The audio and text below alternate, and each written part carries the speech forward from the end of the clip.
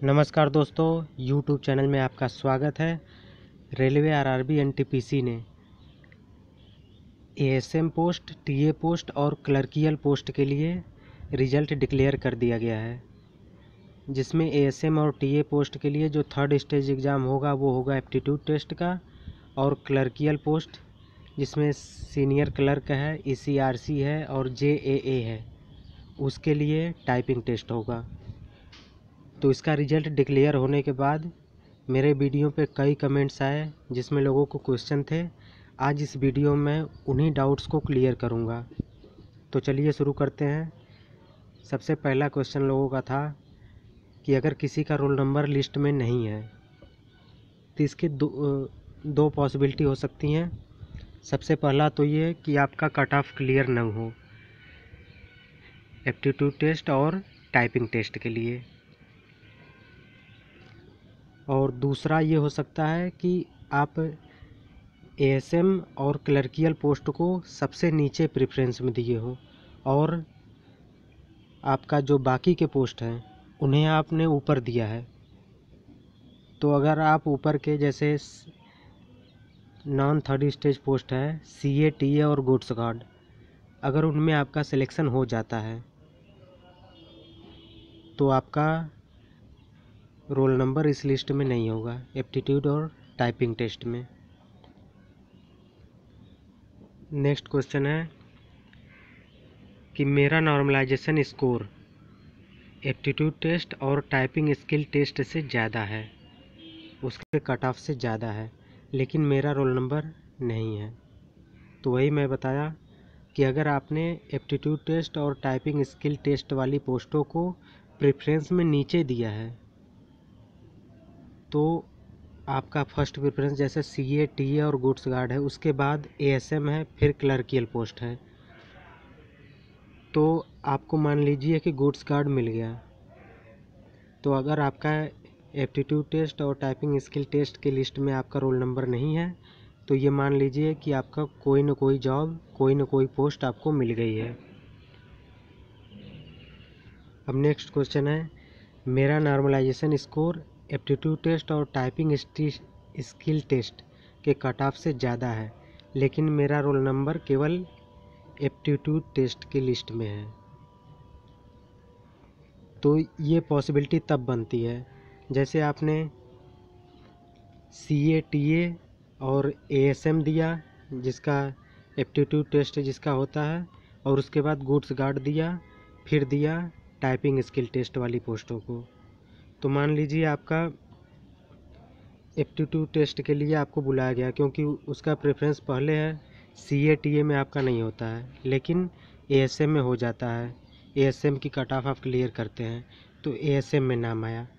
फिर आगे देख रहा है कि उसके बाद गुड्स गार्ड है, तो अगर गुड्स गार्ड की कट ऑफ में आपका सिलेक्शन हो रहा है तो गुड्स गार्ड में ही हो जाएगा। फिर उसके बाद वाली पोस्ट जो क्लर्कियल पोस्ट है उसमें इसीलिए आपका नाम लिस्ट में नहीं है।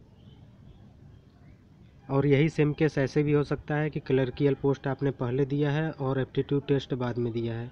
तो अगर क्लर्कियल पोस्ट के लिए आपको बुलाया गया, फिर अगर गुड्स गार्ड आपने दिया है तो गुड्स गार्ड में अगर आपका हो जाता है तो एप्टीट्यूड टेस्ट के लिए आपको नहीं बुलाया जाएगा। आगे चलते हैं। यदि मैं एप्टीट्यूड टेस्ट और टाइपिंग स्किल टेस्ट देने नहीं जाता हूँ तो क्या मैं बाहर हो जाऊँगा? तो ऐसा बिल्कुल नहीं है। अगर आप एप्टीट्यूड टेस्ट और टाइपिंग स्किल टेस्ट देने नहीं जाते हैं तो हाँ, इन दोनों पोस्टों से आप बाहर हो जाएंगे। एएसएम, ट्रैफिक असिस्टेंट और टाइपिंग स्किल टेस्ट वाली पोस्ट जैसे क्लर्कियल, ईसीआरसी, ये सब। और इसके अलावा जो पोस्ट है सीए, टीए और गुड्स गार्ड, अगर इसका कट ऑफ आप क्लियर करते हैं तो आपका उसमें सिलेक्शन हो जाएगा। फिर मेडिकल के लिए कॉल आ जाएगी, उसके लिए फाइनल एक और मेरिट बाद में बनेगी। नेक्स्ट क्वेश्चन है, यदि मैं एप्टीट्यूड टेस्ट और टीएसटी टाइपिंग स्किल टेस्ट दोनों में फेल हो जाता हूँ तो क्या मुझे कोई पोस्ट मिलेगी? वही सेम है, या आप देने नहीं जाएं या फेल हो जाएं। तो क्वेश्चन नंबर 4 का ही आंसर इसके लिए अप्लीकेबल होगा।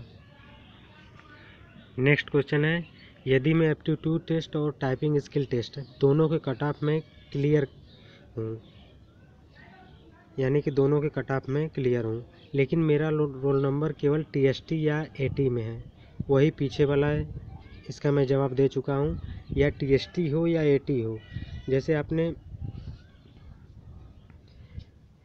जैसे कट ऑफ गई है एप्टीट्यूड टेस्ट की 75 और TST की गई है 85 और आपके मार्क्स हैं 88, ठीक है, और गुड्स गार्ड का कट ऑफ है 80, तो आपने प्रेफरेंस दिया है AT, फिर गुड्स गार्ड, फिर TST वाली पोस्ट, यानी कि ASM, फिर गुड्स गार्ड, फिर क्लर्कियल पोस्ट।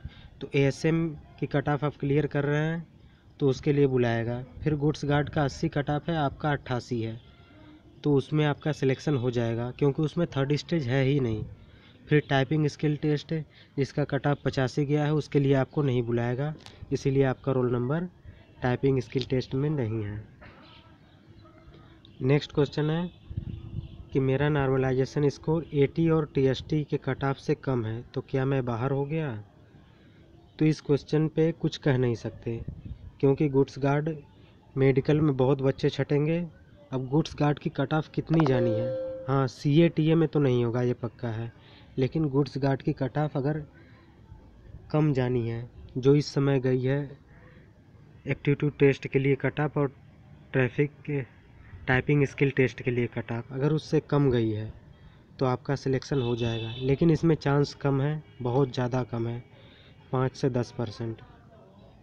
तो दोस्तों ये डाउट्स थे जिनको मैंने बताया। अगर इसके अलावा भी आपके मन में कोई डाउट है तो मुझे कमेंट में लिखिए, और ये वीडियो कैसा लगा इसे भी कमेंट में लिखिए। अगर ये वीडियो आपको पसंद आया हो तो इसे लाइक करें, शेयर करें। अगर आपने मेरे चैनल को सब्सक्राइब नहीं किया है तो सब्सक्राइब करें। Thank you.